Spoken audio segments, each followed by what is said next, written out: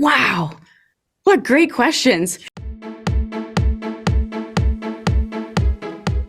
Congratulations on this show. It is so much fun to watch, but it's one of those shows where I feel like it's so hard to talk about anything. And so much happened in season 1. What was a moment that stuck out to you that you were like dying to talk about after you filmed it, but you had to wait so long? All of the moments. Yeah, there's so many. It's like a continuous dominoes. Yeah. Yeah, we have to get really good talking points from our publicity department because we're so eager to share things that we have to be super careful that we don't overshare.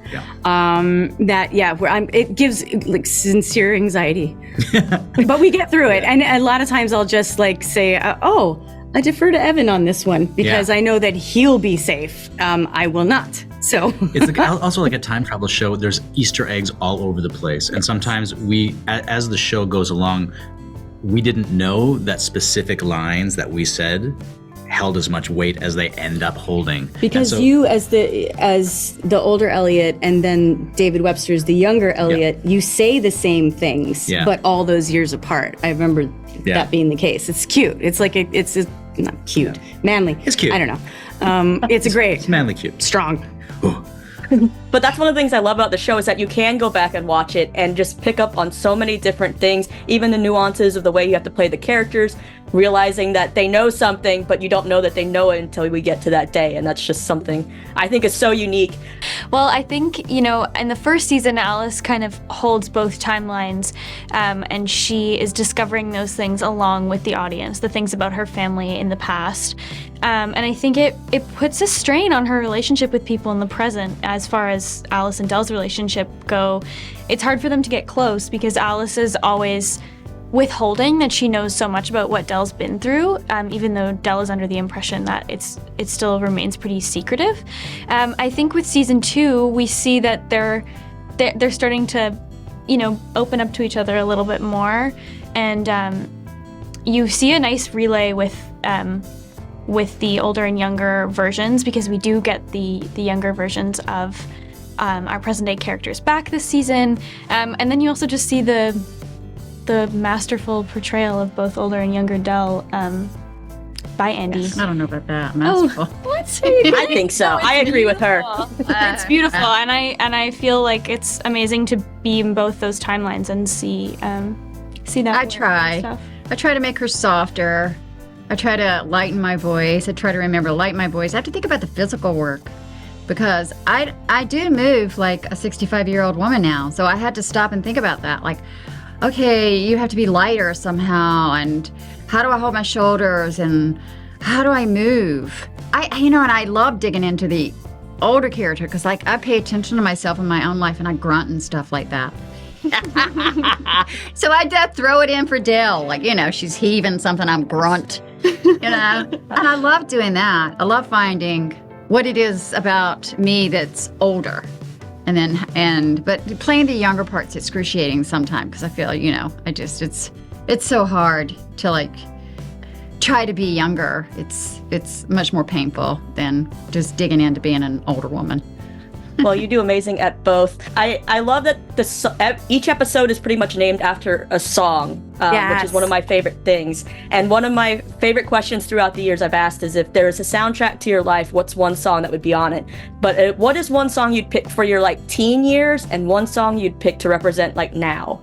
Oh, man. Teen years, it's definitely going to be 90s alternative, rock for sure. I would say... oh God, anything by Chris Cornell. I'm going hungry. That's Temple of the Dog. That's Hunger Strike. That's Chris Cornell and Eddie Vedder. But it is Chris Cornell, right? Yeah. Great job. We're gonna go with that one since he called it out. Okay. It's gonna be great. I would say I would say Glycerin by Bush. Ooh, okay. Remember that song? Yeah. Do we remember the song? Dance. Yeah. Gavin Rossdale? How can you not? Back in the days of Bush X. Oh. What about today? Today? Yeah. I'll go after you. No. I didn't think about today. Way home. Way home. That's the one. We'll go with that. I mean, that's true. That represents the show, represents you now. My teen years. God, so many things are coming up, but I don't know. Oh my gosh. Huh. That's a good question. Pink Floyd. Just that was my teen years. Oh God, that's really classic. Cute. Some of my years were very Dark Side of the Moon, but also I would say Carole King, like some light and fun and soft and gentle in there too. Crosby, Stills, Nash and Young. That sums it up. How about you?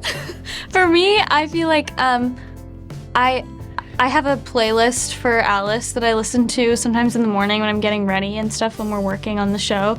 And an album that I was really, really obsessed with in high school when I was Alice's age was Melodrama by Lorde. So sometimes I'll put that on because it reminds me of like just the angst of being a 15, 16-year-old and like just how impassioned you feel by everything going on in your life. And I mean, it's a great album. I can't think of a specific song, but I love the time traveling element. I'm sure you get asked a bunch of those kind of questions, but there's so many iconic TV and movie moments that if you could just jump in that pond and pop up and be an extra in some iconic moment, that when you watch it back now, your friends are maybe like, hey, why does that person look like you? And you're just like snickering. What is that moment you'd want to be there for?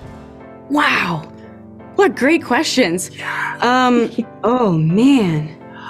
The first thing that popped into my head is there was like a practical effect. I believe the movie was Bridge Over the River Kwai. It's like a super old movie, and they drove a train across a bridge and collapsed the bridge, and it was before the age of VFX, so they actually did it with a real train and a real bridge, and it apparently was like exorbitantly expensive at the time, and I would love to just be like standing there in the background looking very modern. Wow. Maybe with my iPhone. Wow, that's awesome. I was going to say anything Star Wars. So both great answers. I would love that. Awesome. Well, thank you so much for your time. I've been a fan of both of you for so long. I had to wear my Degrassi shirt for this. So, but you guys are both awesome. Thank you so much. Thanks you. So much. Appreciate it. Have a great day. It will always take you where you need to go. The Way Home, all new season. Sunday, January 21st at 9, only on Hallmark.